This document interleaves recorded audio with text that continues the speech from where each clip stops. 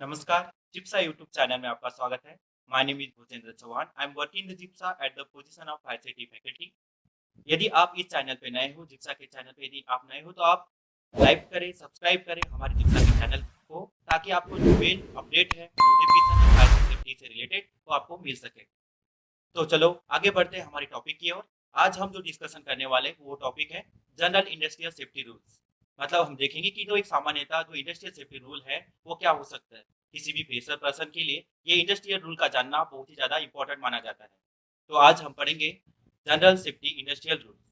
तो सबसे पहले हम स्टार्ट करेंगे जो जनरल सेफ्टी इंडस्ट्रियल रूल है, तो उसमें जो फर्स्ट पॉइंट हम देख सकते हैं, inform supervisor of unsafe condition. मतलब जो अनसेफ कंडीशन यदि आप वर्क प्लेस पे काम कर रहे हो और उससे रिलेटेड कोई कंडीशन, कोई परिस्थिति बहुत ही ज़्यादा असुरक्षित है, यदि आपको ना समझ में आ रहा हो तो आपको क्या करना है, अपने सुपरवाइजर को इन्फॉर्म करना है। क्योंकि सुपरवाइजर क्या होता है, वो वेल एक्सपीरियंस पर्सन होता है, कॉम्पिटेंट पर्सन होता है, तो वो उस कंडीशन को कंट्रोल कर सकता है। यदि हम सेकंड बात करेंगे तो use equipment and mechanical and tools properly. मतलब किसी भी इक्विपमेंट को, टूल्स को या फिर मशीनरी चीज को आपको प्रॉपर तरीके से यूज करना है। क्योंकि उसका यदि जो प्रॉपर इक्विपमेंट को यूज करने का जो तरीका होगा, यदि उस हिसाब से आप उसको यूज करोगे तो उसके होने वाली जो साइड इफेक्ट है या फिर उससे होने वाली जो इंजुरी है उसको हम कंट्रोल कर सकते हैं। फिर वियर सेफ्टी इक्विपमेंट, इसका मतलब ये है कि आपका जो पीपी का जो पार्ट होता है, पर्सनल प्रोटेक्टिव इक्विपमेंट, जो हमारे खुद के प्रोटेक्शन के लिए होता है, उसको हमें हमेशा वेयरिंग करना होता है। क्योंकि जैसे टास्क दिए जाते हैं वैसे ही वर्क के हिसाब से आप देखोगे उसको इक्विपमेंट अलग अलग पाए जाते हैं, जिसके तहत हम उसको प्राइमरी तरीके से उस सुरक्षा के रिलेटेड हम उसको यूज करके अपने आप को बचाव कर सकते हैं।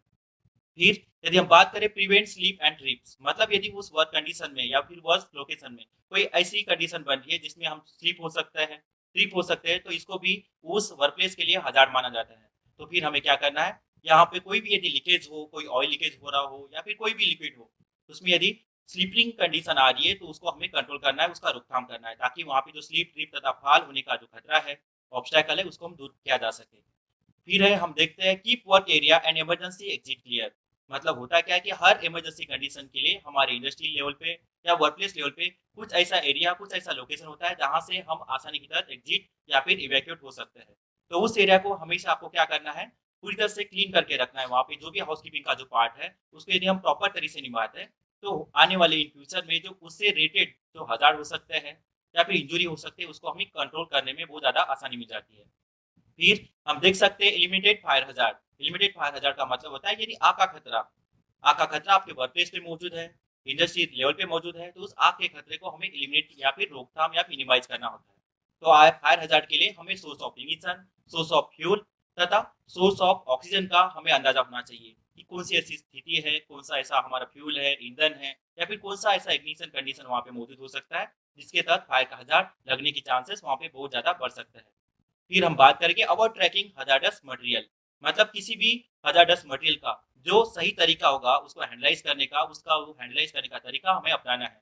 उसकी जो सेफ्टी के जो रूल्स होते हैं उसको यदि पालन करना है, क्योंकि उस हजार्डस मटेरियल के साथ बहुत सारे हजार्ड जो है अलग अलग different different type of hazard जुड़े होते हैं, तो उसका हमें खास तरीके से ध्यान देना है। फिर ये प्रिवेंट ऑब्जेक्ट फ्रॉम फॉलिंग। यदि आप वर्क एट हाइट पे काम करते हो तो वर्क एट हाइट का जो सबसे बड़ा जो हजार्ड माना जाता है वो फॉलिंग तथा ट्रिप होने का खतरा माना जाता है। इस कंडीशन में आपको क्या करना है, जो भी ऑब्जेक्ट आप यदि वर्क एट हाइट पे लेके जा रहे हो तो उसको किसी भी कंडीशन में आपको नीचे नहीं गिरने देना है। क्योंकि हो सकता है उस लोकेशन में कोई ऐसा पर्सन मौजूद हो जो उस वर्क एट हाइट के अंडर से नीचे से काम करता हो या फिर वहां से गुजर रहा हो, तो उसके सर पे हेड इंजरी हो सकती है जब वो ऑब्जेक्ट उसके सर को लगेगा। तो ये क्या है, ये जनरल इंडस्ट्रियल सेफ्टी रूल्स है जिसका एक पालन करना बहुत ही ज़्यादा इम्पोर्टेंट है। तथा हर वो सेफ्टी ऑफिसर जो सेफ्टी से रिलेटेड है या फिर हम बोल सकते हैं जो एम्प्लॉय हमारा वर्कर है, इन सेफ्टी रूल्स का यदि पालन करता है तो इंडस्ट्री लेवल पे जो सेफ वर्क एनवायरनमेंट लाने की जो कोशिश होती है या जो हमारा पर्पज होता है, हम उस पर्पज को पूरा कर सकते हैं। Thank you.